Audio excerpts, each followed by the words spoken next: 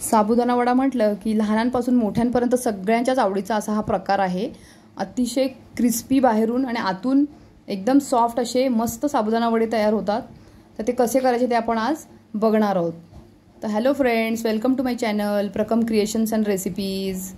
तर बघा इथे खूपच सुंदर पद्धतीने आपण वडे तळून घेतलेले आहेत, गोल्डन ब्राउन कलरचे वडे। त्याच्यासोबत आपण मस्तपैकी इथे दही आणि खोबऱ्याची चटणी आणि त्यासोबत ताक असा आजचा हा बेत आहे।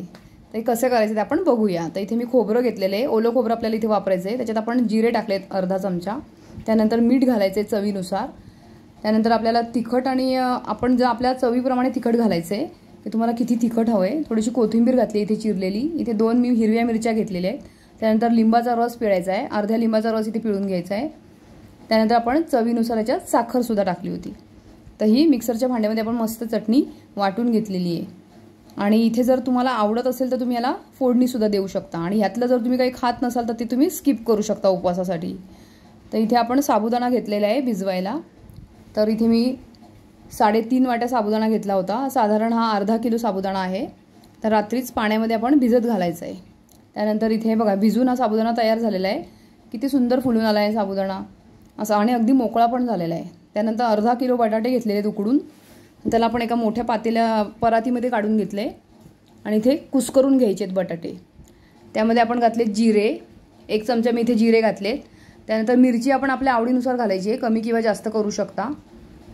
तर इथे मी 7 ते 8 मिरच्या घेतल्या होत्या, त्या बारीक करून घेतल्या होत्या। त्यानंतर इथे 100 ग्रॅम शेंगदाण्याचं कूट घेतलेलं आहे, शेंगदाणे भाजून मी त्याचं कूट करून घेतलेलं आहे, साधारण पाऊण वाटी शेंगदाणा कूट आहे।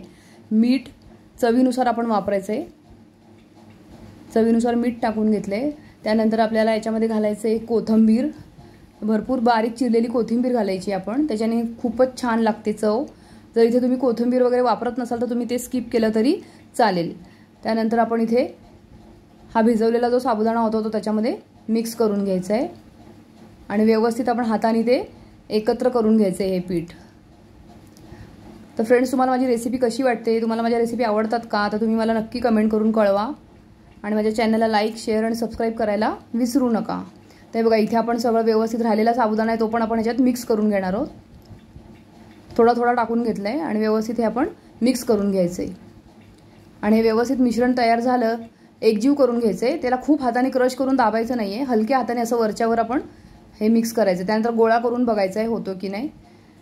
तर अशा प्रकारे वडा तयार होतोय, म्हणजे हे व्यवस्थित मिक्स झालेलं आहे मिश्रण, आणि बटाट्याचं प्रमाण पण यात परफेक्ट आहे। तर इथे तेल चांगलं गरम करून घ्यायचं आहे, इथे कढई ठेवली होती मी, तेल गरम झालेलं आहे, त्यात आपण वडे सोडूयात। अशा प्रकारे आपण सगळे वडे याच्यामध्ये तेलामध्ये, गरम तेलामध्ये गोल्डन ब्राउन कलरचे होईपर्यंत तळून घ्यायचे। हे बघा अशा प्रकारे एवढे झाले की आपण पलटी करायचे ते, आणि त्याच्यावरती तेल सोडत सोडत हे व्यवस्थित गोल्डन ब्राउन होईपर्यंत आपण तळून घेणार आहोत। वा, खूपच सुंदर असे हे वडे तयार होतात, चवीला सुद्धा खूपच छान लागतात। तुम्ही पण नक्की करून बघा। हे बघा असा गोल्डन ब्राउन रंग आला की आपण टिश्यू पेपरवरती याला काढून घेणार आहोत आणि मस्तपैकी चटणीसोबत सर्व करायचे। हे बघा किती सुंदर तयार झालेले आहेत वडे, अतिशय कुरकुरीत असा वडा तयार झाला आहे, चवीला पण खूपच छान लागतो। तुम्ही पण नक्की ट्राय करा उपवासासाठी साबुदाणा वडे।